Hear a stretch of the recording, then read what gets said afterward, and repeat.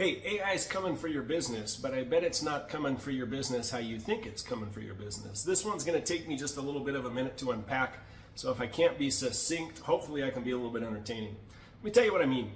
All new technology causes more problems at first than it solves. It's usually a net negative, and then over time we tend to get more out of it. And I think the farther we go back in history, the easier it is to find examples of that. We look at, for example, like the mechanization of farming equipment, and nobody produces the same thing or tries to sell or market the same thing today that made a massive difference back in the 1800s.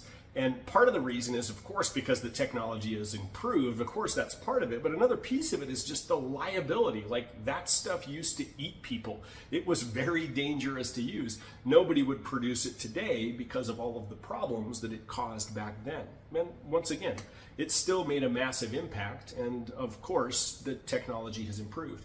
But even newer technology follows through the same cycle. We can find very easy examples of this with the internet or with social media. Today, I'm not even sure that social media is a net positive. I think it causes a lot of problems that we're just sort of figuring out right now. How is AI going to follow that cycle? Of course, it's going to do exactly the same thing. It's going to go through that iterative process exactly the same way. But there's some other things that are a little bit more insidious about new technologies that I think that if we prepare ourselves for, we can do something about them. Let me give you a couple of examples. First of all, it's important to understand that new technologies don't actually solve problems unless those problems are very small problems. What new technology does, even if it's well-developed technology, when we bring it into, for example, our business, is it moves bottlenecks and it shifts accountability.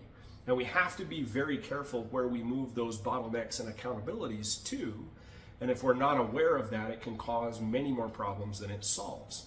So you can imagine a small business, for example, that is trying to grow, so they decide they're going to bring in some kind of new technology. They're going to run meta ads, and they're going to get a bunch of new leads, or they're going to hire a company to do a bunch of social media posting and bring in a bunch of new leads, and that doesn't move the financial needle. What it does is it moves the bottleneck from the lead flow problem. Now they have an improving the sales problem. And so we bring in some technology, new scripts, new training, new salespeople, something like that, and we solve that sales problem. But then that moves the bottleneck again, and now we have a deliverability problem. How many small businesses have been absolutely devastated because they weren't able to deliver at 10x when they increased their sales by 10x? And all that does now is it takes your business and it makes it more obvious to more people faster that you can't deliver on the promises that you were making. That's a pretty dangerous place to be. Here's another even more insidious example of that, and that's when we use technology, new technologies, to move the bottleneck and accountability to places that we should not, or that we're not prepared to shore up. One of the worst places that we can do that with is to take the bottleneck and move it onto our prospect or to our clients. Prospective clients and clients themselves do not respond well to that. And part of the problem with that is that they're not even always aware at what's causing that response.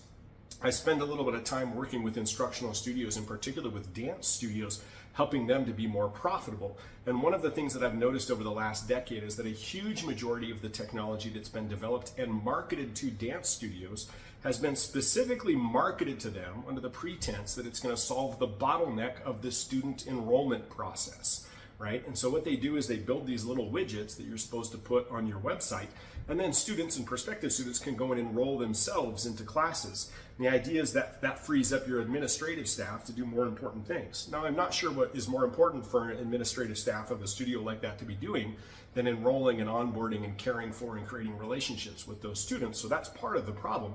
But when we take that bottleneck and we move it from the administrative position onto the prospects and the clients themselves, we know in that particular industry exactly what happens. We know that there's at least 4 negatives that causes. Number one is it decreases the number of website visitors that actually end up becoming paying clients. Number two is that those paying clients that do make it through that filter actually enroll in fewer classes per week than they would had there been a more sophisticated support system in place. Number three is that it's harder to demand higher tuition rates. And number four is that when we enroll people consistently through those systems, it becomes harder to retain those clients. It becomes harder to keep those students over the summertime or to upgrade them into ongoing things. It's possible to do. It's just harder to do, and we know that because we can go measure that in that particular industry. No business in their right mind would sign up for a technology that moves the needle in those 4 directions, that pulls those particular levers.